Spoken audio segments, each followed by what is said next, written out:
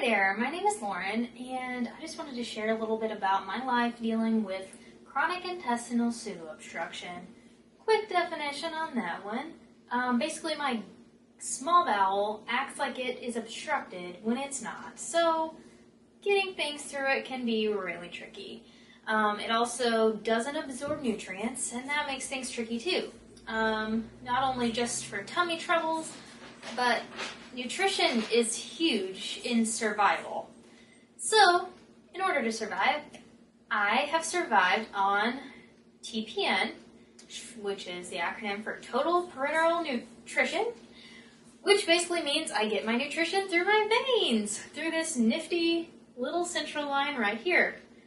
So basically that's my lifeline. And I have been on TPN since I was 13, and I'm currently 24, so that's a bit of time. And really, I don't know what's normal. And that's what living with dysmotility has made my life feel like. I don't know if what my body feels like is what other people's feel like, because my body has felt like this for so long. I started showing symptoms when I was 4, and I don't remember being 4, so I really don't know, like, is everyone this uncomfortable in clothes? Is this just my rib cage has expanded due to constant bloating? And so I just always feel really uncomfortable just in my own skin. I deal with a lot of pain that I just deal with. I don't know that it's, maybe if somebody else had the pain, maybe it's unbearable. I don't know. I've just had it for so long that it's just my day-to-day. And I spent a lot of time in hospitals growing up. In school, it was always, Lauren's in the hospital again. It took a long time for the doctors to even know what was going on with me, just because these diseases are so rare and just so weird and so misunderstood. And so a lot of times people get misdiagnosed, and my misdiagnosis for a lot of years was that it was all in my head, and that's what tends to be the consensus, that a lot of people get that at first, that it's stress related.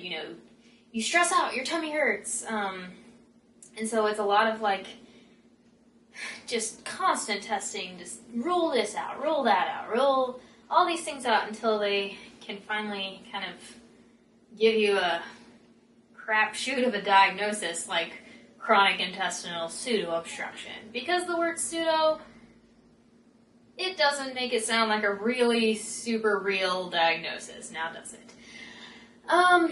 Anyway, I also, since I am unable to tolerate eating at all anymore, my doctors have been super gracious to me and given me feeding tubes that are traditionally used for feeding, but I use them to get stuff out of my guts. So sometimes people think that's a little controversial, but eating is human, and my doctors feel like I should be able to experience human things because I'm a human. And so I'm able to eat for pleasure, which is interesting, but it makes the people around me really realize that, food is fun, but it's also really important. And yeah, there's a lot of things we take for granted. There have been times when I was starving to death and my hair was so thin and just falling out, and now my hair with TPN, look at it go.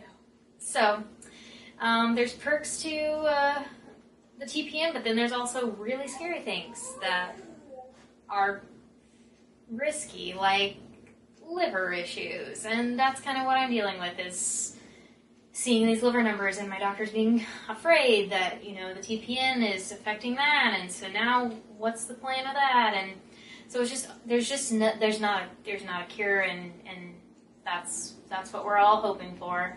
And I really appreciate listening. Thank you.